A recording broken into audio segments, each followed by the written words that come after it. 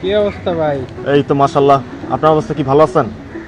আছি ভালোই, খুব ভালো। আপনার অবস্থা কি? এই ঠিকঠাক। বেচাকেনার অবস্থা ভালো? বিজনেস ভালো যাচ্ছে। আর আপনার বিজনেসের খবর কি?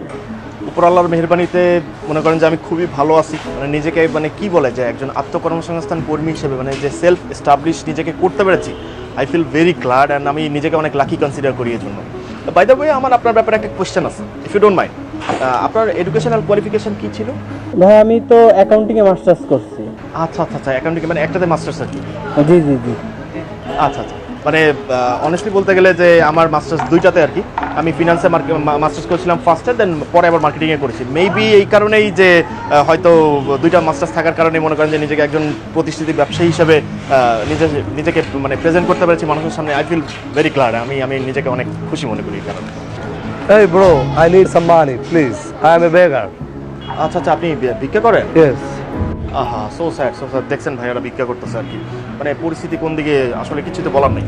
তো ভাইয়া আপনার ইফ ইউ ডোন্ট মাইন্ড আর কি, অবভিয়াসলি আপনি তো এডুকেটেডই লাগছেন আর কি, মাশাআল্লাহ। জি, I have a completed honors, but financial প্রবলেমের কারণে আমি মাস্টার্স কমপ্লিট করতে পারিনি। মাস্টার্সটা কমপ্লিট করতে হলে হয়তো ভালো হতো। তো সামনে এমনি আপনার ভিক্ষা টিকা ভালো চলছে নাকি? কিছু টাকা পয়সা জমাচ্ছি, এই যে ভাইয়ার মতন আমি গলায় ঝুলায় একটা বাদামের বিজনেস করব চিন্তা করছি আর কি। তো মানে চাচ্ছেন যে বাদাম বিক্রি করার জন্য আর কি। খুব ভালো একটা প্রফেশন, আপনি কিন্তু করতে পারেন এটা।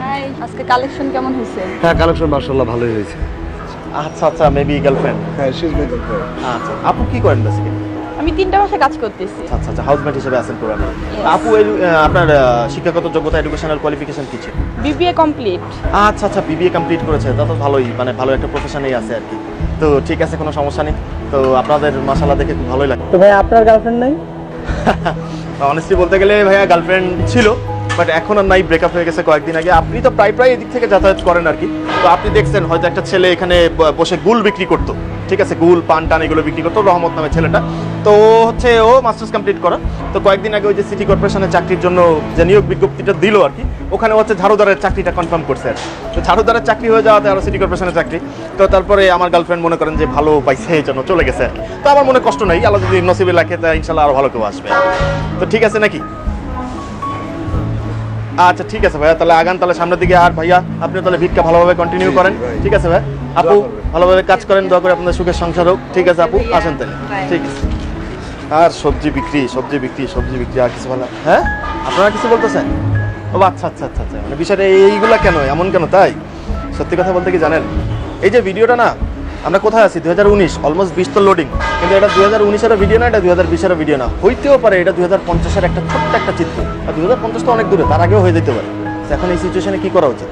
আমরা তো বিজি আছি যে যে গার্লফ্রেন্ড পাশ দিয়ে হেঁটে যাবে, আরেকজন সে পানিতে কি বিষ মিশাই দেবে, আর সেই পানি খাবে, বয়ফ্রেন্ড মরে যাবে, আর আরেকজন পিছন দিক দিয়ে সে গুলি করে ফেলাই দেবে, এই নিয়ে তো বিজি আমরা, তাই না? এমন কিছু অ্যাটলিস্ট চিন্তা করেন যে সামনে আমাদের যে জেনারেশন আসতেছে, ফিউচার যে জেনারেশন আসতেছে, তাদের পরিস্থিতি আদৌ কোন জায়গায় গিয়ে দাঁড়াবে। প্রত্যেক বছরে যত গ্র্যাজুয়েশন করে ছেলে মেয়ে বের হচ্ছে, সেই অনুসারে আমাদের দেশে ভ্যাকান্সি কি আদৌ আছে কি না, এদিকে কি আমরা একবার খেয়াল করতেছি? বা আমরা আমাদের দেশটাকে আমরা কেন কারোর দিকে সবসময় বোঝা চাপিয়ে দিচ্ছি যে সে সেটা করতেছে, সে সেটা করছে? আমরা নিজেরা কতটুকু উদ্যোগী হচ্ছে সেটা কিন্তু আমরা কেউ একবারও দেখতেছি। যাক, অনেক কথা বলে ফেলছি, এত কথা বলা যাবে না। সবজি বিক্রির টাইম।